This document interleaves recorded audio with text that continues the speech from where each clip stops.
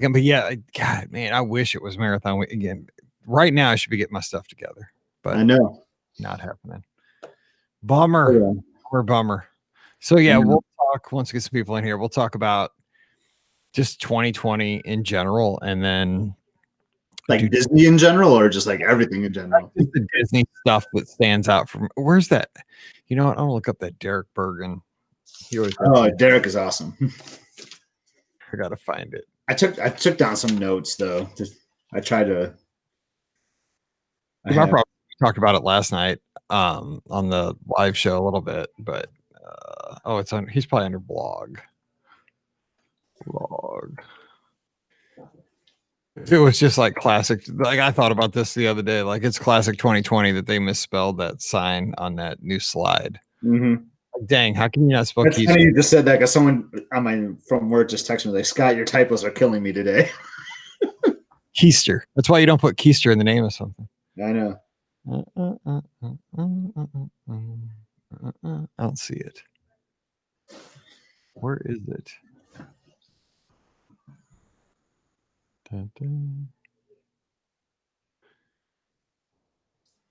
Oh crap. Oh well. Ricky keeps talking about that Gideon's too. Oh man, I want that so bad. Dude, I don't know though. Like those cookies look so dense that I bet you one of those cookies is probably 1,000 calories, if not more. Probably like dude, just like, I just want chocolate chips. I don't even care about the cookie. Just feed me the chocolate chips. Dude, how many chocolate chips do you think is in those cookies? Like 100? There's got to be 100. I don't know. I just want to hold one or see one in person. Even though apparently when we rented the summer house in Florida this year, like Pam bought a whole bunch of Gideon cookies beforehand. I never saw them in the house, so it's still a mystery to me. But all the girls were eating them apparently that week. But I just want to hold one in my hand because like it looks so big, you know. But like, is it really that big? I know. I think it probably tastes more like fudge. Like fudge is more dense, right, than a cookie. I wonder if it's like that. I don't know. I don't know. Tara's on the Skyliner on the way to the Riv. God, don't I wish I was eating that breakfast sandwich right now? My favorite place. Oh my god, that breakfast sandwich is so good. Oh, Alfred's at the Riv. Say hi to Alfred if you see him. Margie's here. Beth's here. Topolino's is so good too. Like that's my new favorite. See, I haven't been there. I gotta go there. I can't believe I missed that. Keister. I just like saying Keister. You burn 1,000 calories standing in that line to get one. Yeah, that's true. Right now, I guess you would. I don't know if I'm waiting in that line that long for a cookie. So it's smart though. They're doing virtual, right? So then you go there. Yeah, I think they're doing virtual, and then you spend 3 hours shopping. You spend all that money. I hate shopping, but actually, you mentioned it the other day that Disney Springs isn't too bad to shop. That's if you're going to shop. Yeah, I like shopping. And they said, let's see, because Gideon's is only 2 locations, they don't have to divulge their calorie count. No way. Is that true? I guess they're 1,000. They're probably. He said though about like half marathon or like full marathon. I would love to like have one of those like at like mile 18 or something. Oh, yeah, dude, like backstage at like mile 20 on the full marathon. Like, forget the Hershey Kisses. Yeah. Oh my gosh, that'd be so funny. Yes, just like. Okay, so. Everybody jump in on this one because we're just going to be talking about like what we are going to remember from 2020 and then looking forward to 2021, like how we hope things start to unfold for New Year's Eve or New Year's Day. Friday. Yeah. Friday's New Year's Day. So yeah. Mallory's birthday is Saturday. That's right. And you're not traveling. It sounds like. No. Dude, we were going to just like come over. But then I wasn't sure where you're going to be. So I was like, we won't go over there. But like now we probably could have, but. Yeah. You know what? With Paige was going to be home, but I don't think she is now. They have a game against Alabama on this week. I don't even know what day. So the 30th. So that's tomorrow. Wednesday. Today's Monday. I don't know what today it is. Yeah, but then the next game between Christmas and New Year's, you never know what day. So their next game though just got canceled this afternoon, and that was against Vanderbilt because they got COVID, so they're canceled. I think that's on the 7th. I was thinking about going to Nashville too for the football game, and then that got canceled. I'm like, God, because Nashville's only 5 hours. Like it's an easy drive down to Nashville, and the game was at 3, so you could actually go down early in the morning, watch we did this for the Liberty Bowl a couple years ago. We drove to Memphis. We just left in the morning, went to the game, came home right after the game, got home like at midnight. I mean, it's not fun, but you can go to the bowl game without like having to stay in a hotel. But yeah, that COVID. Dude, we finally get a bowl game and then gets canceled. That's 2020. That's so a Mizzou fan's life right there.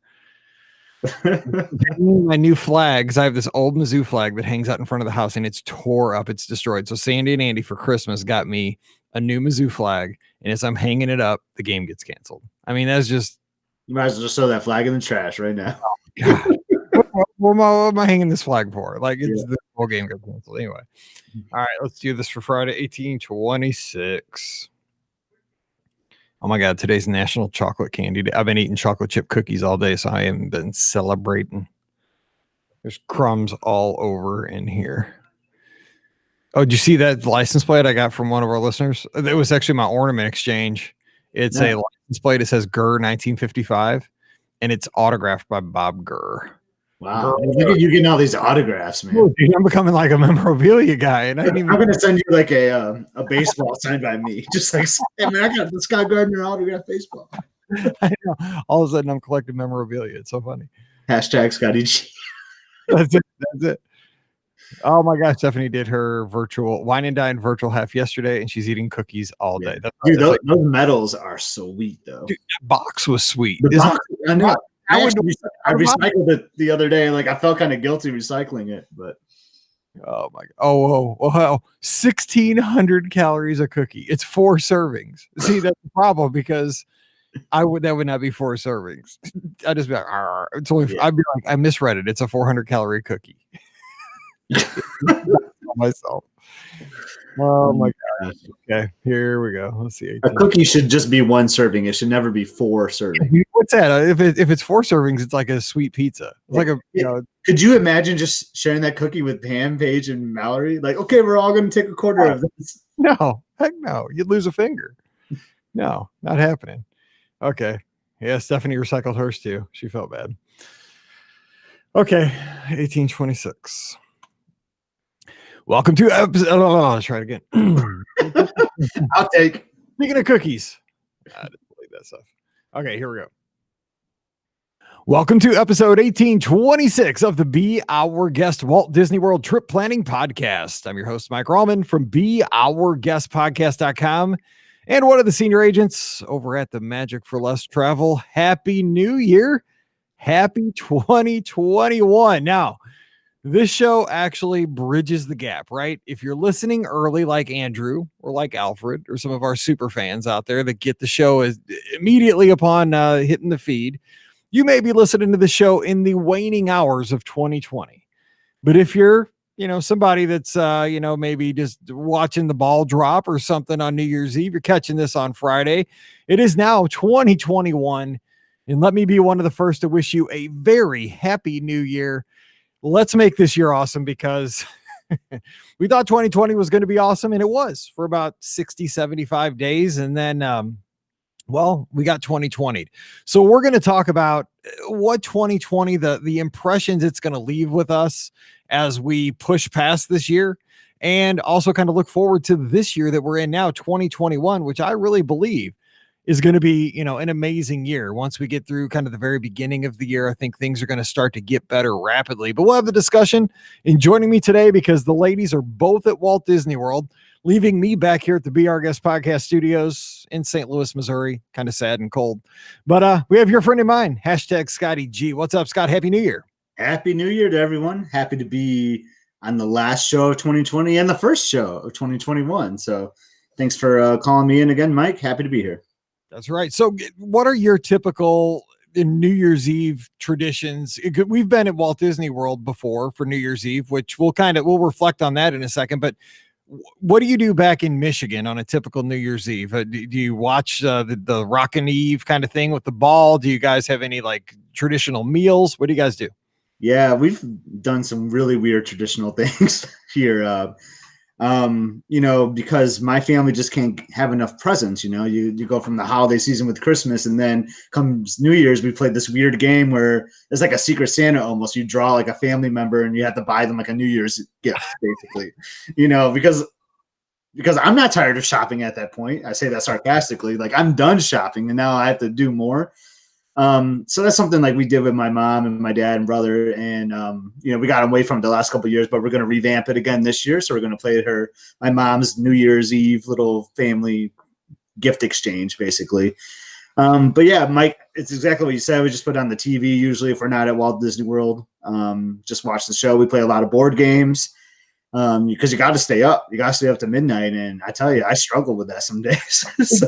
Not the truth. Like on New Year's Eve, again, I'm 10 years older than you, so I think it's harder for me. But like, I can stay up, you know. Well, I don't stay up that late anymore because I get up so early to run usually. But I usually have no trouble staying up till midnight on, like, say, you know, October 12th or something, some random night. But then on New Year's Eve, it's like, dude, it's 10 o'clock. I'm not going to make it too much. It is a struggle for some people, I think, to stay up on New Year's Eve. It's weird. It's when you have a reason to stay up, you can't.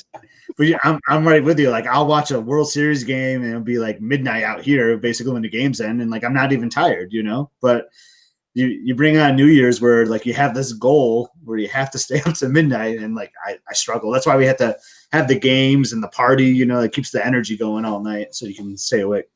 I do not know how folks in the Eastern time zone deal with West Coast sporting events, because I'm in the Central time zone, and when I see the Blues or the Cardinals are playing the Dodgers or the Ducks or something, I'm like, I'm out. I'll see you in the morning. What happened? I mean, it's just crazy.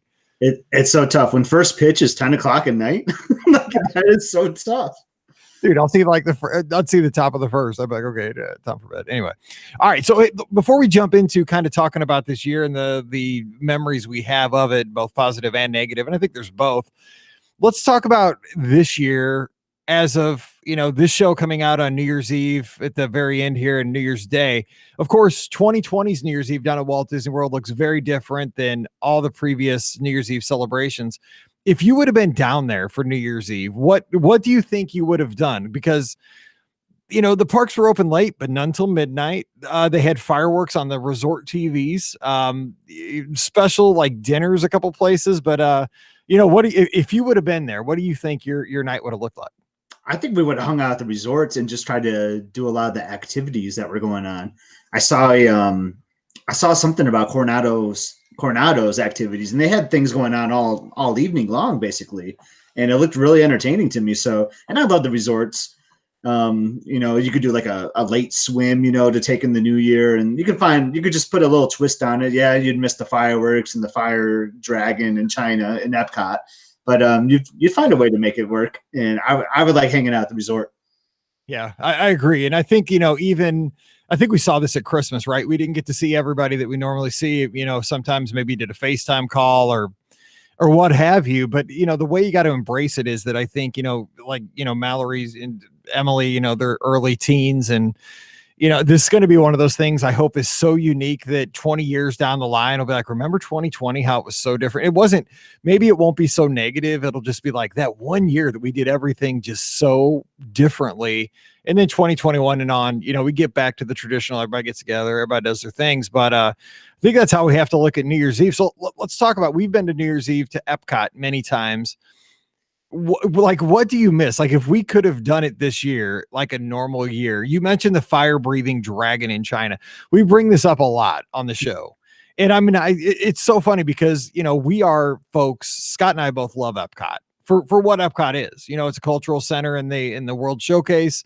You got some fun rides and science and so forth going on up in Future World, a lot of construction. But like, all bets are off on New Year's Eve at Epcot. And I love that. Like, it's just like, God, this is not Epcot. This is like a club. And I think that's what's awesome. I mean, so what do you think about it? Oh, totally. It is not the Epcot that we know on a 364 days of the year, but it is like that club atmosphere. Italy does some crazy dancing too. UK usually has like a live band out there. But if you're still there to like do the attractions, you know, if it's like your only trip, like you can still do Soarin' and Test Track and all that stuff. But what I really like about New Year's Eve is just hanging out at World Showcase, getting a couple cocktails, and just soaking in like that club like atmosphere, because it is unlike anything else. And I just absolutely love it. Everyone's got their party hats and their noisemakers. Like, it's unreal. Yes. And so if you've never been there, and hopefully 2021 will be back to normal, let's cross our fingers. We got 365 days, but it's one of those things that you got to go in with the strategy, right? I mean, the thing, for one, let's give some tips here. One, don't go at rope drop, because the thing is, you get a little nervous. Every year this happens to me. I get nervous that Epcot's going to fill the capacity. It doesn't. It's a huge park. In 2021, I really would doubt that it will. But like, sleep in that morning of the 31st. Go play. We played putt-putt. I think we got together, played putt-putt. We went over to the fountain and had ice cream and burgers and stuff around lunchtime. And we got to Epcot around 4:00. I think that was like perfect, right? A little bit before dinner time. Yeah, we'd like to get there because on New Year's Eve, they also do, well, previously they would do 2 illumination shows. So we'd like to get there for that first illumination show, because it's still dark enough to do it. And that's a great time to walk in the park. You see illuminations, you see the tag, you have dinner, and then you just walk around to all the clubs, is what I like to call them. They're not country pavilions anymore. They're just straight up clubs. Right. Italy was like, out of, because I mean, like, we had fun in China, fire breathing dragon, just bass, like, I mean, just like your stomach's just going live band in Europe, in UK. But I'm just telling you, like, Italy was so out of control. I didn't even feel comfortable going into Italy. I'm like, I am way too old. Like, that's for the youngins. Like, that was too hip. Like, Italy, I don't know. It was so funny. And the thing I missed, though, the silent disco. And we had never done it at that point, but we did it on the podcast cruise. Dude, I'm all team silent disco next time. Silent disco is awesome. Then my other recommendation is, I know things are different this year. If you're listening right now and you're trying to plan for 2021 New Year's Eve, and who knows what that's going to look like, but try to stay at we're obviously encouraging Epcot. I mean, there's other parks that you can go to. Epcot is our number one choice. But are there other parks on New Year's Eve? Seriously, there's not. There's not. It's a myth. It's a myth. But you let me know how Rise of Resistance is, I guess, on New Year's Eve. I'll pass on that. But just go to try to stay at an Epcot area resort if you can, because then you could just walk back. You don't have to deal with like the traffic. It is just so nice to just have a party, go to the clubs, leave Epcot like around 12:15, 12:30, whenever, and then just walk back to your room. So two other things that we're going to talk about the year, because I'm missing it, and it was so much fun. One is, do have a dinner ADR somewhere. Get that early. I mean, we've eaten at Chefs de France a couple of times. Because the thing is, like, one year we had no ADR at New Year's Eve. This was a few years back. Of course, I was starving, right? But I mean, so you just got to pick. I was so hungry that I'm like, I don't even care what I eat at this point. Like, I'll eat like a snack. I'll just get like 3 snacks or what have you. I mean, you start just getting into survival mode. I went to China and got the counter service. China, was that Lotus Blossom? I can't remember. So, I mean, I waited like 45 minutes just to get regular standard Chinese food, but I did not care. And then by the time you get done eating, you got, you got to plan out your restroom breaks. I mean, you might wait 20 minutes to go to the restroom. You can't wait till the last minute. It is Germany. It's nuts. It's crazy, but it's so fun. Like, but you got it. ADR is golden. Have a dinner ADR, because that gets you out sitting down for a little bit. Then you go out like 6 or 7 and just party the rest of the night. So, ADR is critical. I remember one year we had a huge group, maybe like 4 or 5 different families, and we ate in Japan. Oh my God. And yeah. We all got separated. Like, I ate with Ricky and the Mardens. Oh, Ricky Martin. And then Elizabeth and Emily were off at a different table. Like, it was so wild. They took us in different rooms in Tepanito. Yeah. And we're like, oh, see you later. Happy New Year. No, it's a nut house. You just try to sort. And plus, you got to see the greatest things. Like, it becomes like a refugee camp. Like, you just see people just sleeping, like at 5 o'clock, 6 o'clock, just trying to make it till midnight. I mean, because this was back when Interventions was basically empty. And you would just see people just randomly, just like in a corner, just sleeping. Yeah, it's okay. I'm in a theme park on the floor, nasty floor. Anyway, all right. So let's look. God, those are fun memories. Let's look back at 2020. So of course, now I can't remember. I know, were you down there for Marathon and Princess? I don't think you did Princess, right? So I was there for Marathon, and then we were there the weekend before Princess. We did President's Weekend. So you got 2 trips in as well before this all started to go downhill, like me. Oh yeah, that was smart. So, I mean, those first 2 trips, like Marathon weekend, let's look back on that real quick. We were both there. I mean, the thing I remember about that, we thought this was going to be a bad sign for 2020 was like, it was so hot on Marathon Sunday. I mean, it was hot when the race started. Like before the sun came up, it was humid. It was sticky. We're like, oh Lord, we're going to Well, run. how about the bus transportation? If that was in 2020, like if that wasn't a sign what was going to come, remember like Phil got dropped off at the studios? Yeah, that's totally right. Like, how did we not know then? Yeah, the Run Disney buses dropped some people off at the wrong place. It was hotter than heck to begin the race, and it started like 40 minutes later.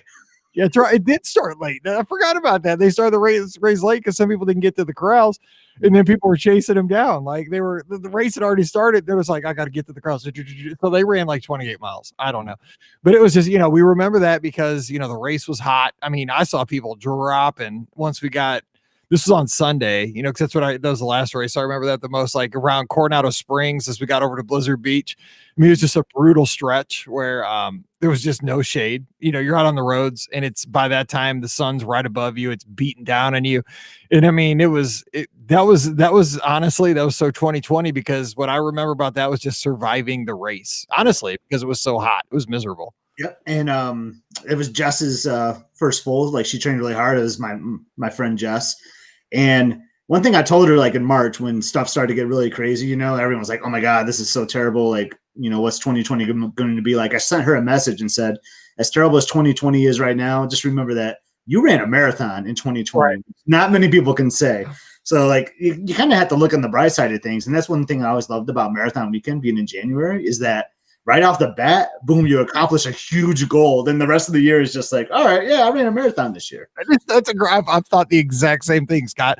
It's like you're 2 weeks in, you're like 10 days into the year. You're like, I've run a marathon. If I don't do anything else the rest of the year. Exactly. You don't have to do anything else. And you ran a marathon already. That's so true.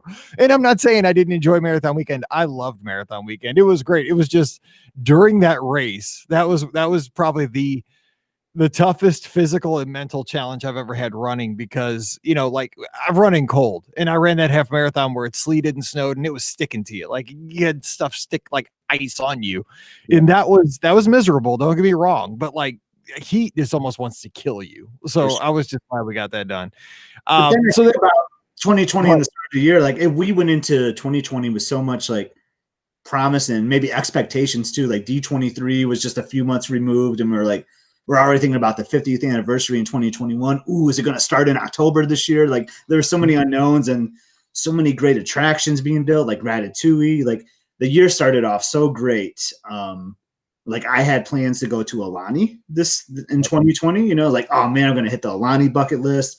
I'm going to do Star Wars. I'm going to finally do the Kessel Run, like I had so many goals and aspirations for 2020 outside of completing a full marathon. And then it looked to be so good, right, Mike? And then March came. Yeah, because I remember when things really started to hit for me. And again, remember this is what I do full time for a living. So I was really, really freaking out. I mean, Pam was freaking out. I mean, we all were. But the thing is, like, I remember that on March 7th. That's my wife's birthday. That's Pam's birthday. And it was on a Saturday this past year. And that morning we had a local half marathon just down the street. And I just signed up for it because it was like 10 minutes down the street. I mean, it was real close. And it was in this park down the road. And I know it's flat. And I knew I could probably because I had, run marathon. I'd run Princess. I was in decent shape. I'm like, I'm going to run this one as hard as I can because there's no reason to there's no character stops, there's no distractions. Like I'm just going to run this one as hard as I can, get as good of a time as I can so I can use that for qualifying times, for the next year or two for my corrals. And so I did run that morning. We had her birthday party at her parents' house that afternoon. And that's kind of when everything started going down. She found out that they were going to shut schools down. We started hearing the Disney rumors that, cruise line. I think for me, it started off with cruise line, right? Because to me, I had gone through hurricanes with the cruise ships where, oh my gosh, they're going to cut this cruise short. So I had to get with my guests and, make sure that they were okay. That the next sailing might not go out because they might not get in on time. And, to me as a travel agent, I've been doing this for 8 or 9 years. The biggest thing I've had to worry about over that time is like one canceled sailing because of a hurricane. And then it would get back to normal or a ship comes in late because of fog in Galveston or something. And, like the world was ending at that point, like a hurricane with one missed cruise. So 2020 was like, hold my beer. we're going to bring these cruise ships in, and they're still not sailing, you know, and it's the end of the year. So I don't know. What are your thoughts on like when it started to fall apart as far as like the Disney news, the Disney universe for you? Yeah. I think it was like around St. Patrick's Day. Like, I don't know why March 17th keeps triggering me for when this happened. I think that's when I think I got word that I had to start going to work. I'm going to start working from home. And then I remember like a coworker came by to me and said, Scott, are you okay? I'm like, what do you mean I'm okay? They're like, I just heard that Disneyland in Anaheim is closed. And I'm like, oh, like I haven't heard that yet. And then that's when because I believe Disneyland was first to announce it, if I recall. And do you remember, I believe this is true, that they had to close, but then somehow Disneyland got an exemption and they had to reopen, but the other theme parks didn't. And they did for, I think, like a day. And then Disneyland closed because I think they thought this doesn't look good. And this is probably more serious than we initially thought. But I think they got an exemption initially for like one day. Yeah. And then, I remember that. Yep. Yeah. So it started with Disneyland, if I recall. And then shortly after, then the Florida parks followed suit. I remember recording a podcast with you, actually, with Ricky. And like Ricky was going to go down there like that weekend. Yeah. And then the weekend they were going to close, and she's like, forget that. You know, I don't want to take a chance there. And like, that was just, it was really sad. And from your perspective, Mike, like, I mean, it's sad, but then you're also like, well, this is my income. This is what I do for a living. Like, so I can't imagine like the stress and the urgency that you had when all these theme parks and cruise lines and everything was starting to close. Yeah, it was a little harrowing. I mean, I'm always a positive person, and I've always, been lucky enough. God's taking care of us, and we're good, and and all that stuff. And I don't stress too much. But I mean, this tested a little. It's put a couple gray hairs on top of my head for sure. But we've made it through. Like, I mean, we got to do the nightly podcast throughout the year, the call-in shows for like 3 months. I got to meet new people each night. We'd talk Disney, we'd talk life. And, we started the Patreon, which as soon as things get back to normal, that's going to go away. But everybody supported us through that. And I mean, I can't thank them enough. Just keep the Patreon going. I mean, it's a good. I don't know. You find a way though, right? And everybody, I hope, has found a way. Maybe like my wife, she doesn't like working. My wife hates technology. I mean, and the thing is, she says it all the time. That's why technology always causes her headaches, because technology is like, you hate me, I'll hate you back.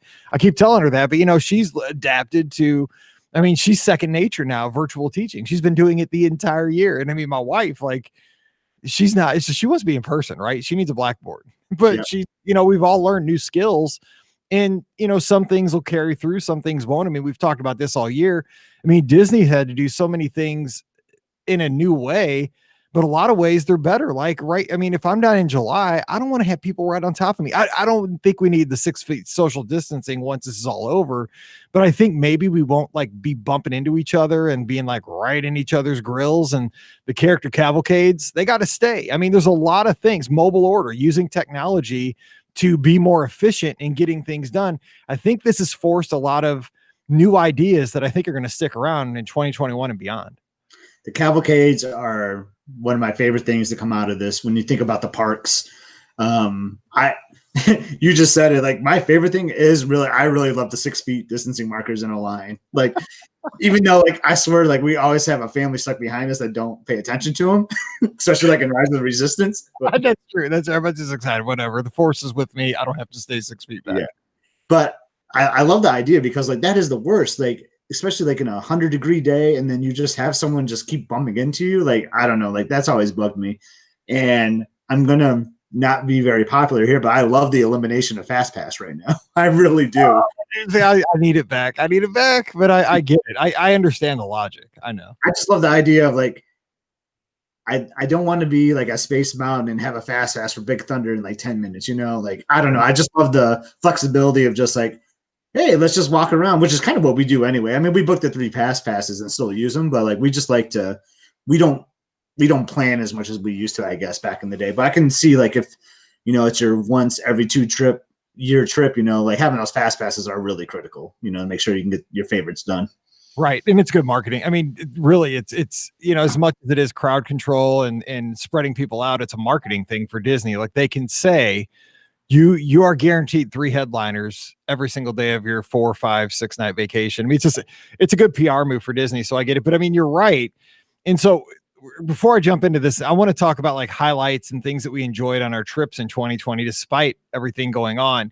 But before we do that, I mean, when we think about, you and I are very much alike. This is why we're really good friends, is that we look at things very similarly. And I'm a huge like history buff, and especially when it comes to things I like, whether it's, the town I live in, I like to know like what was here 100 years ago, what was here, 200 years ago. And I've always, kind of looked at Walt Disney World, not Disneyland so much because I've never been there yet, but Disney World, I've looked at it and it was before this year, it was so unique to have a theme park closed, because the thing is we've done these shows many times because I'm obsessed with this. Like it's so weird because like think of the hotels at Walt Disney World. They are 24/7, 365. There's somebody in the ranchos at Coronado Springs all the time. There's somebody in the 60s building on floor 4, all the time. And for it seems so weird to have an entire, not just the theme parks, but the hotels, the entire Walt Disney World sitting like a ghost town for weeks and months. I mean, historically, I'm going to look back on that. I just can't believe it because I thought, like one day around September 11th or a hurricane that the park, Magic Kingdom closes for a day. That was a huge deal until March. And then March happened. I mean, put this in historical context for you. Like, what are you going to think about? Yeah, I'm going to think about that too. I'm going to think of like how Disney bounces back from this, like they're a huge organization where they're losing millions, probably in the billions. I never really looked at the figures, but just think how much money they're losing every day. Where from just the parks division of someone not staying at those resorts, not buying theme park tickets, not buying food, purchasing food there, like just the loss of income just like blows my mind. You and I talk about like I just want to have a minute's worth of like the parking toll, right? We have these discussions all the time, like driving around because you'll rent a car. We'll be driving from, the Magic Kingdom parking lot back to the hotel or what have you, going to get something to eat. And it's like, if you really, really think about this, and I'm sure our listeners probably have, but if you haven't, do this for 1 second. Just say, if I could just have 1 minute worth of revenue from property, like how much would that be? Because in that minute, somebody is probably checking out at 50's Primetime Cafe. Somebody's probably buying something at Mouse Gears, probably 2 or 3 transactions within a minute. They have a bajillion registers. World of Disney, there's probably, 18 people check out in a minute, every minute at World of, T-Rex. I mean, just pick any random place, Boathouse, pick, whatever. Somebody's getting something at Landscape of Flavors at Art of Animation. Somebody's buying a shirt. Somebody's bought their, annual pass. Cha-ching. It's like, God, like 1 minute. You're right. I mean, take that 1 minute and then push it out over months. Yeah. Crazy. Disneyland has been open. They haven't even reopened yet. Like that kills me a little bit. But so I'll think about that a little bit too. But I'm just going to think about like how they bounce back, like how they came up with the new ideas with the social distancing markers. How they had to get creative. And I don't know. I'm really impressed with how they bounce back. I think Disney Plus saved the company pretty good this year too, with all those subscriptions. Yeah. So hindsight looking at that, like, man, that's so great that they launched that, like, months before this whole thing started. But what also I wanted to talk about this, Mike, that I feel really saved, like Walt Disney World Resort in particular. And I thought some people don't care for it. I loved it. I thought the NBA bubble was a huge thing for the resort. Right. I mean, I know they own ESPN, so they had like, they got the TV deals and all that stuff too. But I thought it was great for staff. You had all these cast members that could work on at ESPN and at some of the resorts and at some of the restaurants. Like, I think the NBA for doing that. And there was other bubbles too. I know, like, I think MLS was there as well too. But like, I focus on the NBA, and I just thought that was a great thing to come out of this. We're not using the resorts. We can't have the parks open. How about we had the NBA come here? Yeah, I mean, and the thing is, because I first heard of that on Twitter, right? And I'm like, dude, that's a crazy idea, But then the more I thought about it, I was seeing it as a Disney fan, like I'm sure you were initially too. Like, man, I want that to happen because how cool would it be to find out that the Pistons are staying at the Coronado Springs, and then they're bussing over like we do for Marathon Weekend over to ESPN and playing games coming back. I mean, I wanted to see the logistics of it. And honestly, when I first started hearing about it, I didn't think it would happen. I was like, oh my God, it's like a Disney fan's, fantasy. But it did. And it was a model for the NHL too. They did the bubble up in Canada for hockey, and it was kind of the same thing.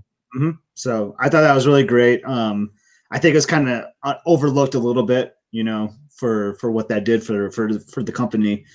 But then, like, if you want to start talking about the memories, you know, that we had of 2020, so like the parks opened, what was it, late July-ish or mid-July? I know it was after 4th of July. Yeah, it was around July 15th, I think. And actually, they opened up. Remember, they opened up some DVC resorts before the parks. Yeah. So for local context, they opened up the DVC. Not all of them, but some of them opened. I think about 2 weeks before the theme parks. Even like late June, I think they were. So I think the resorts were open for 4th of July because as a DVC member, you know, you got all these points and you went several months with guests not using points. So I still feel that's going to be a problem come 2022. There's going to be so many DVC members that are still banking points. That's going to be a problem. But that was great. That was great. I mean, just hanging out at the resort would be just enough to get that taste. I thought about going down there just to stay at a resort. Yeah, you know, you're a Disney fan and you're like, okay, all the parks are closed, but I still got to go. I got to swim. I just got to be in the bubble. And I mean, you know, I thank those people who went down early, you know, because they were, you know, they were the guinea pigs. They were the canary in the coal mine, right? I mean, if they would have come back and not felt comfortable, I mean, we're just in that age where you don't have to wait 2 weeks to find out somebody wrote an article in the Post, you know, to find out how they felt. I mean, you're getting the information in real time. People are streaming video, and you know, the initial thoughts were, they're doing a good job here. They've got some idea. And the thing is, as long as those parks were closed, it was an amazingly short amount of time for the idea that Disney put so many new policies in place to keep people safe, right? Put up plexiglass, social distancing markers, and just basically start to retrain the public as to what a Walt Disney World vacation looks like. Because, like, you know, I go through my Google Photos now and I look like it, like when we were there for the 40th Magic Kingdom in the hub. Dude, people are like stacked 3 people tall. I mean, you are shoulder to shoulder. There are people stacked like 3 people tall. It is nuts. And I mean, like, I look at that and I'm like, you know, hopefully we get back to that. I mean, we will, but it's like they have retrained us so well that like that picture now shocks me. And they did it in a real quick amount of time. Yep. And then, yeah, and I believe when they reopened it, like you were saying, like they had the DVC members that could stay on site, and then they had, I think they opened up the annual pass holders could do like a trial before everyone could go, like on June or July 17th or whenever that was. But then, so we went shortly after that. So we went to Florida we rented a house with some friends, and this was my epic. Like I was in Florida for like 25 days or whatever. Because we stayed at a house for a week, and I was like, yeah, let's hop over to Disney. And then I called you and said, hey, can you add 17 nights on for me? Right. Yeah, we can do that. But that was so epic because, I mean, because there was still a lot of uncertainty, right? Like not everyone knew like what the safety protocols were, like where Florida was like at an all-time high at that point for like positive test cases for COVID. So that made me nervous too. But I was like, you know what? I trust Disney. You know, we're going to wear our masks, you know, let's just check it out. There probably won't be that many people here. And there really weren't that many people there, as you know, because you came down a week later. That was huge. That was awesome. You know, the thing is, I know it wasn't right for everybody, and I respect everybody's opinions of when to go, when not to go. Hey, there goes the monorail. I mean, by the way, Disney Plus, go to the ambiance section, and you can watch sunrises at all 4 parks. I have the Epcot one played. It is awesome. Anyway, totally distracted because I saw monorail. Anyway, though, but yeah, when we went down, and the thing is, like, when I look back, my biggest memory from 2020 as far as Disney was that I got to take Mallory down, just Mallory and I. And we talked about doing this for years, but she was still on summer break, and, you know, school's delayed a little bit with trying to come up with the new procedures for school, and they were going to do virtual. They actually went back, but they were thinking about doing virtual. But we got to go down for like 5 nights, and just, you're right, there was nobody there. It was so weird. And it was, Jennifer mentioned this too in the live chat as we're talking here, that this was a very relaxing trip. We were not rushing for rope drops because some of the rope drops were at 11 o'clock in the morning. We were not rushing for fast passes. We were not staying up super late for extra magic hours like we'd be tempted to do. It was so far away from the norm that it was almost like I had never been before. But it was still, also on the same token, though, I was getting to do so much of the stuff I like at a very leisurely pace. I loved it in August. Like vacation, yeah, right? Totally. And I don't ever feel like vacation when I'm going. Yeah. And one of my favorite memories from that trip that you came down with Mallory, like the father-daughter trip, and I had Emily and Elizabeth was with me, is that one night we ate at Liberty Tree Tavern, and then we booked the last ADR. We really took our time, had a great meal, met Sandy, you know, and had a great time there.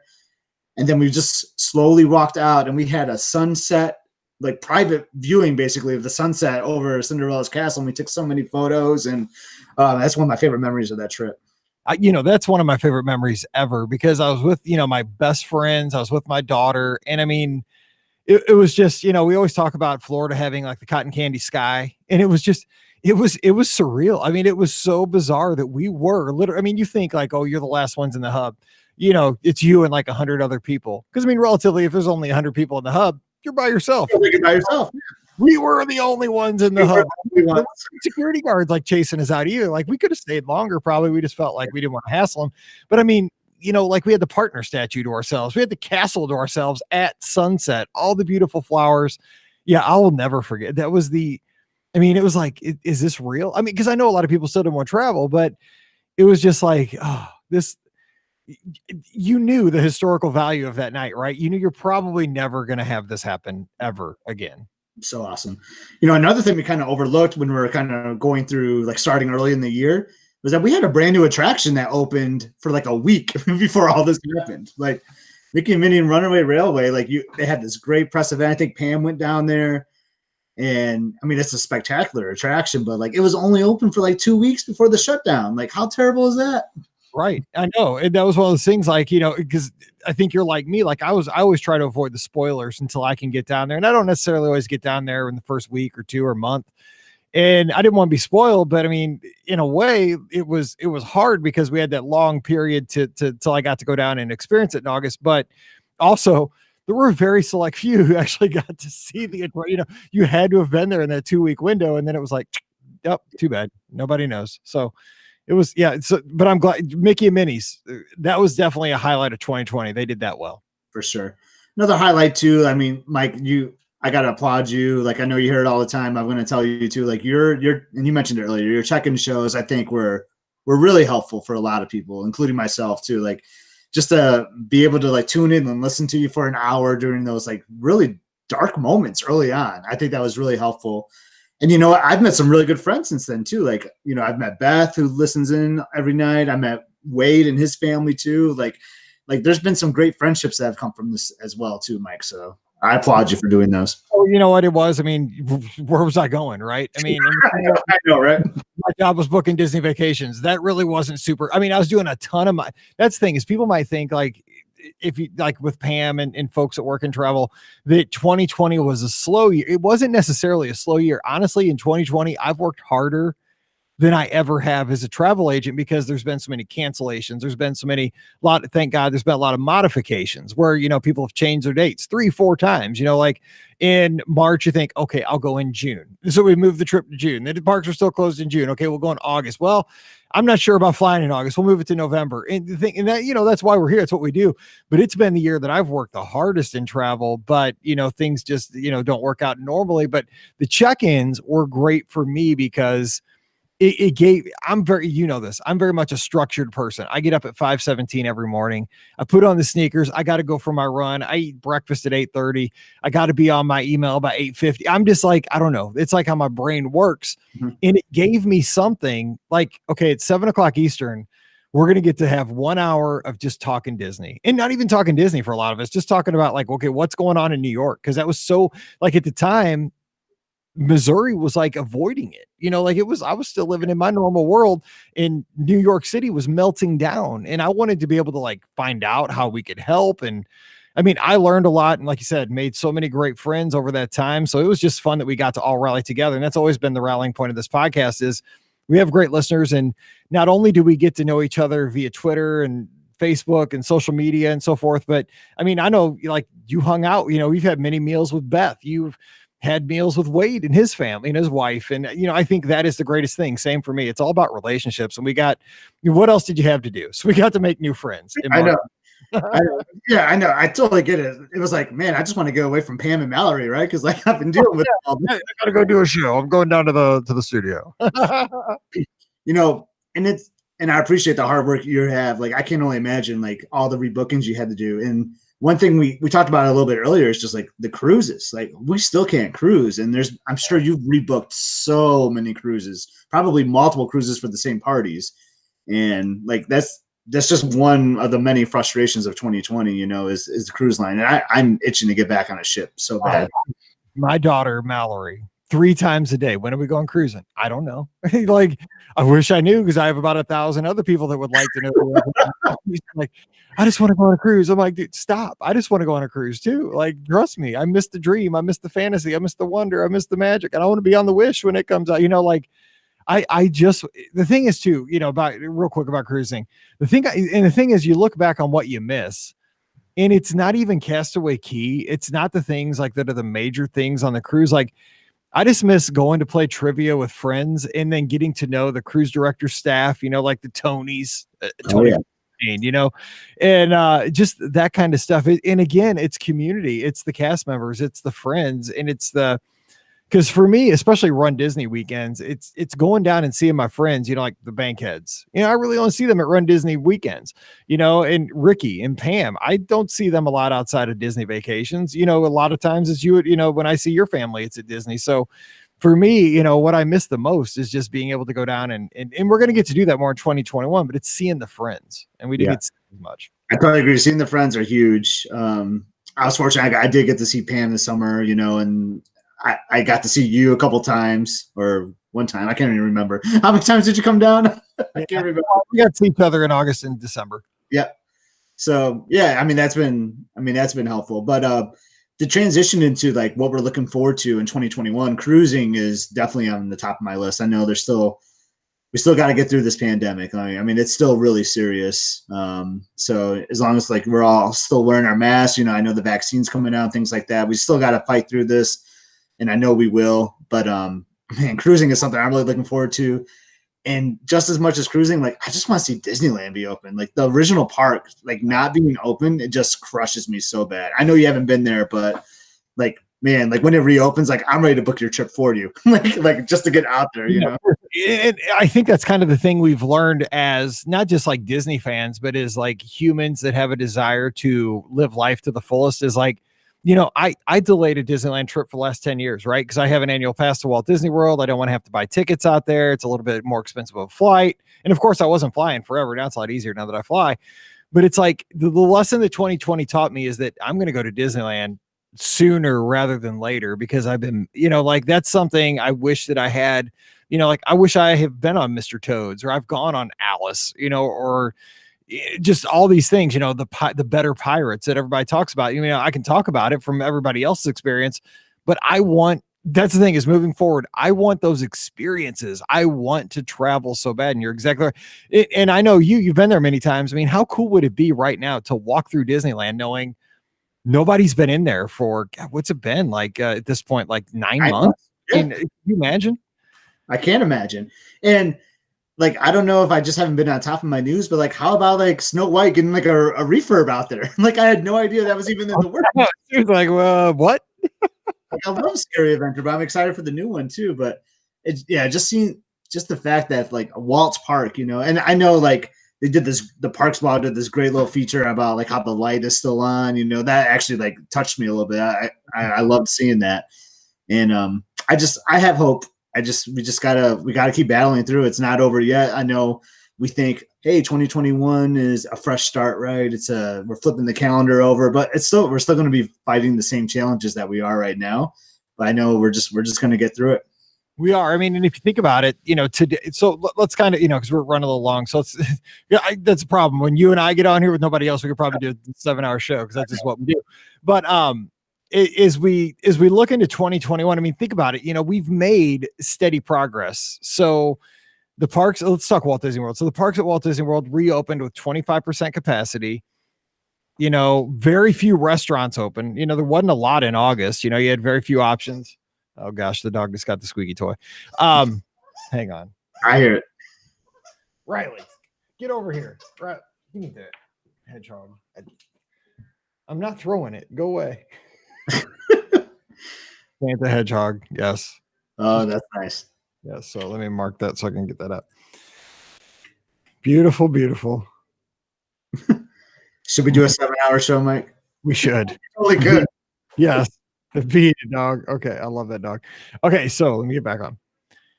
So let's talk about Walt Disney World here for just a second. So, the parks reopened at 25% capacity, and as of today, when this show comes out, we're getting something back that we've really missed, right? Park hopping. Now, it's not typical park hopping. I mean, Disney's laid down some rules. You got to go. I love this. You got to go to your scheduled park first. Make sure you do that. And then at 2:00, and they have said, as time goes on, this time could change either earlier or later in the day. They don't know. But right now, as of 2:00, okay, you can go to another park, but they're being very careful.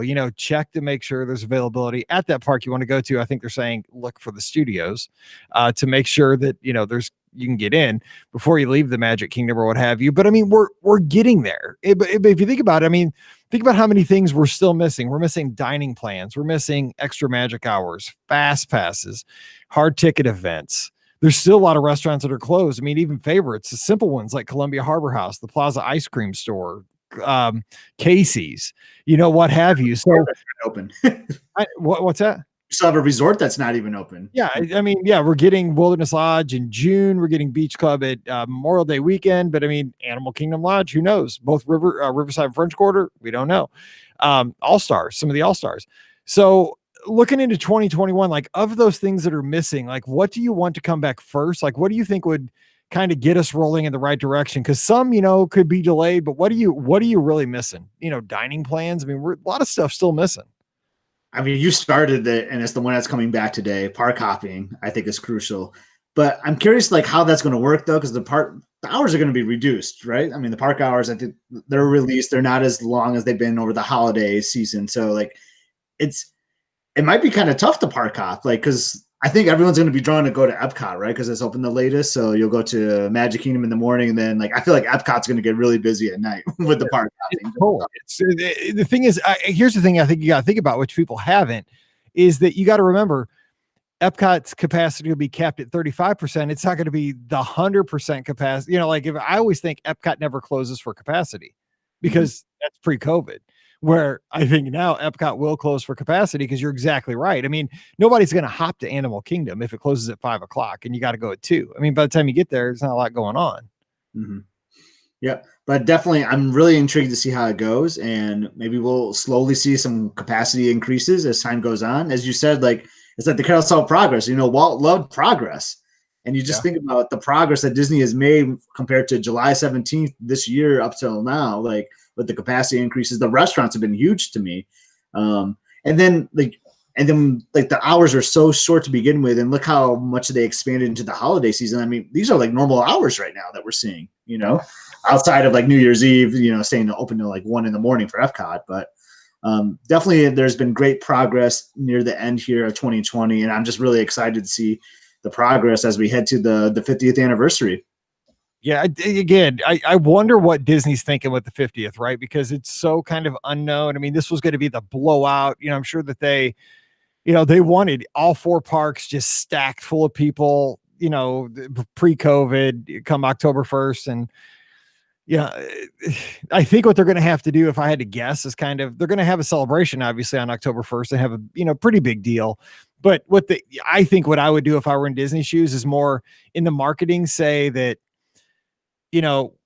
October 1st is the kickoff, but this is really a 18-month celebration, right? Let's spread it out. Like you can be here on November 1st and still get all of the same stuff other than like the real geeky stuff. Like I was there on October 1st, they give out, Yeah.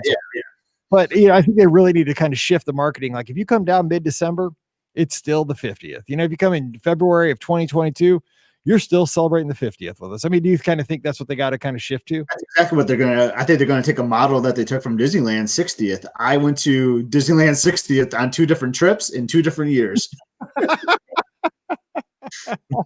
I saw the beginning of it and I saw the last weekend of it, and I feel like they're going to play that out for the 50th here too. And I think it's smart. I think it's a great marketing approach. But, there's we talk about the capacity increases, seeing more restaurants, park hopping. We have the water parks that are about to open too. I'm excited about that. I think it's Typhoon is opening first, I believe.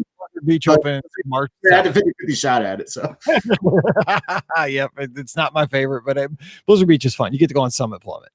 Yeah, so I think that'll be really great to see the water parks opening, and then I'm excited to see a new attraction. Really hoping to see some Ratatouille here early in 2021 at Epcot. The day we recorded, they let some people like back in that area today. It said Ratatouille fans. I don't know what that means. Yeah, did you see the headband? It's like a chef's hat, like mouse ears. Like they look so cute. You know, Emily's gonna want those. Yeah, you know that. So yeah. So as we wrap this up, though, again, 2021, I'm very optimistic. I mean, the thing is, like, I am not going to say it can't be worse than 2020 because it can. I mean, just do not tempt the universe at this point. So don't anybody. We didn't start 2020 in one. Right. So, let's just, I think we've learned patience in 2020. We've been forced to learn patience. We've been forced to learn new ways to do things that we normally did. And I think we've really, as a society, we've adapted. We've done what we had to do, whether it's going to a sporting event or just Zoom calling grandma or when this all was going on, like my wife's family was all playing bingo Zoom every Friday night. I mean, they still do it because like her mom likes it. So, Disney vacations are going to be different. They're going to be better in ways. I mean, and the thing too, is we close this out because we're getting real long, but the thing I was really encouraged by was that, last week when the crowds really got going, before Christmas and New Year's at Walt Disney World, they started calling back some cast members, and I hope that snowball grows quickly in 2021, that people get more comfortable traveling. So the resorts start to reopen and they start to fill up. And then because of that, you need more chefs, you need more attractions, you need more janitorial, you just need the whole kit and caboodle that we're not going to get everybody back at once, but we need to start getting those cast members back on their jobs because they're the heart and soul of the whole experience for us. So I had a note listed here, Mike, a reminder to wrap up show talking about cast members. With my friends, buddy. All right, go with it. I mean, but I think we're moving slowly in the right direction there. Yeah, and I was just going to comment, like, early on it was so tough. There were so many layoffs and furloughs, and you talked about this on the show. Disney was doing a great job with the benefits, trying to take care of as many as they can. But so many people are employed by the Walt Disney Organization. They unfortunately, to stay alive, they had to do those furloughs and layoffs. And my gosh, like I'm just so optimistic, and I'm just so looking forward to seeing those cast members be called back. And just a reminder for those that that are going to the service roles of Walt Disney, if you're going to a restaurant, a bar, a lounge, or whatever, if you can, just try to give more where you can, because they've missed that income for a long time. Yep, absolutely. I mean, even back home, if you're going to pick up takeout, tip like you sat at the booth. That's been our rule. Like I don't know who exactly is getting that tip. I mean, but somebody's appreciating it somewhere down the line. And I think that if you have it and you can, it means more than it ever has. So yeah, I think 2021 is going to be great. I mean, I hope we get lots of vacations together, our family, your family.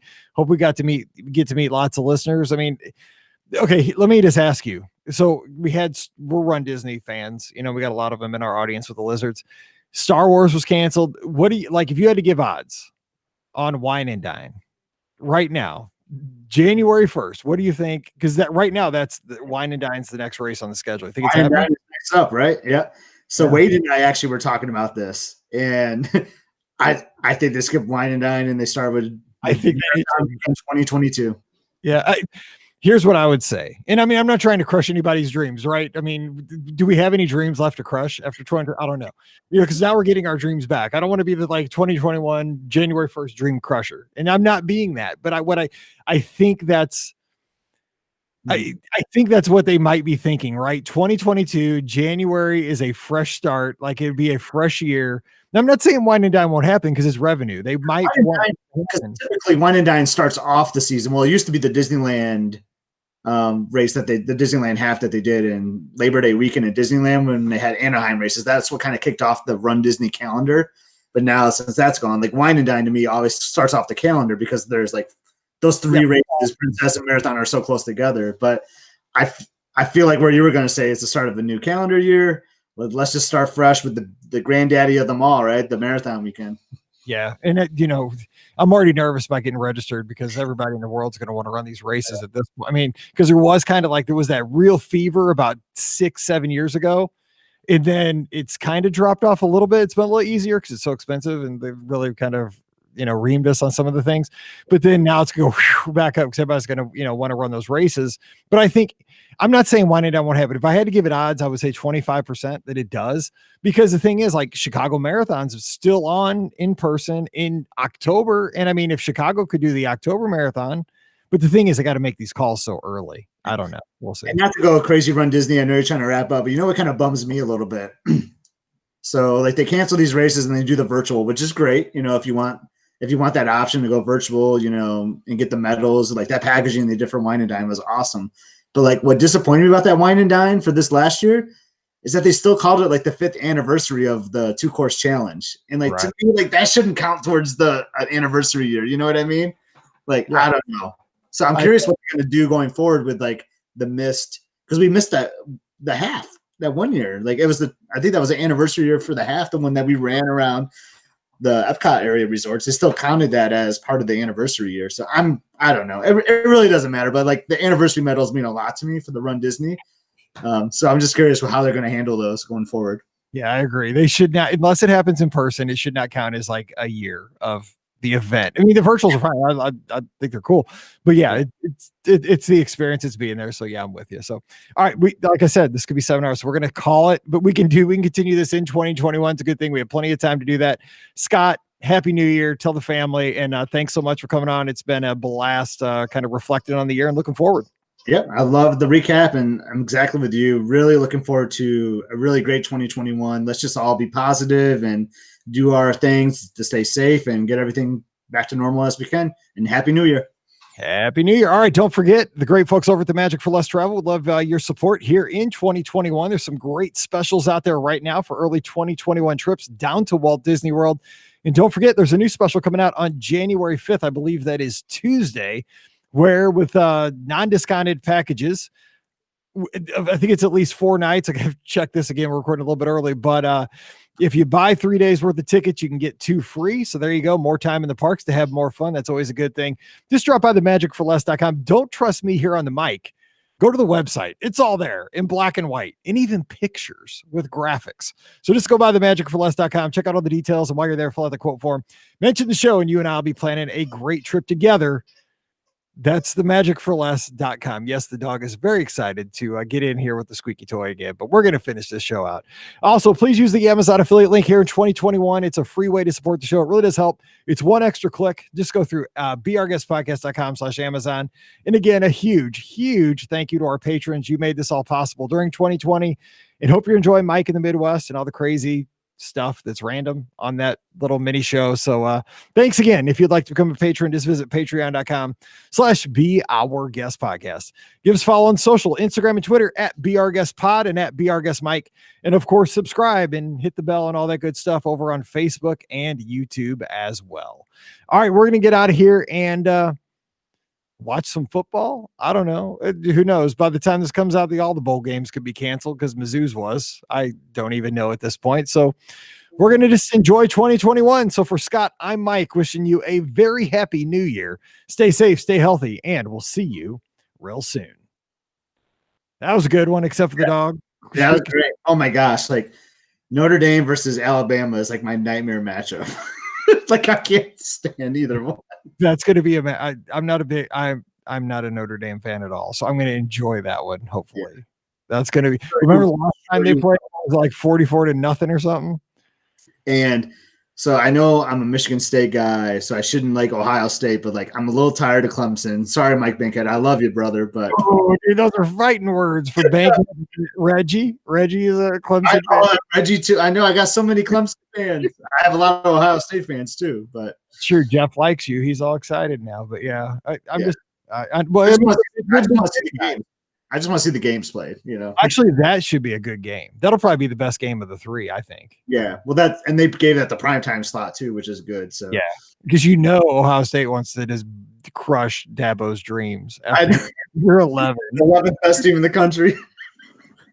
That dude is crazy. I love somebody like that, though. That is just not right. I know that should be a good game, though. But Ohio State, man, they always choke I feels like in these big games. They do. How about Haskins today getting released by the Redskins? You see? Yeah. What? You mean the Washington football team? No. Yeah, sorry, the Washington football team is my bad. Dude, I'm old. Remember, I'm old. I can't make those changes that quick. Yeah, that was kind of crazy. Yeah, I mean, from the captain to not wearing a mask to being with a lady of the night to not even being on the team. Like he started yesterday too. I'm pretty sure. Unreal. God, 2020. That's what he's saying. Anyway, all right. Well, hey, I appreciate you taking the time, buddy. Tell everybody we said, hey, and we are doing the shot on New Year's Eve. We are doing it. I'm not messing with the treadmill. I'm not going to be in fights like where I can't. So yeah, I have to do it like low key, just a FYI. I might have to like go to my basement or something because my dad's going to be over and like he doesn't. I mean, so my dad was alcoholic for like 20 years. I mean, he hasn't drank in 20 years, but so I don't like to like necessarily drink around him. So I might go like in the basement low key for it. Just FYI. I hear you because my dad's Baptist and he's the same way. So if my dad's here too, I'll have to just like. Okay, we might have to do the holiday shot like the next morning. We might have to. We'll make sure it happens. All right, tell me, hey, I'll talk to you later, Scott. All right, see ya. Yeah, everybody.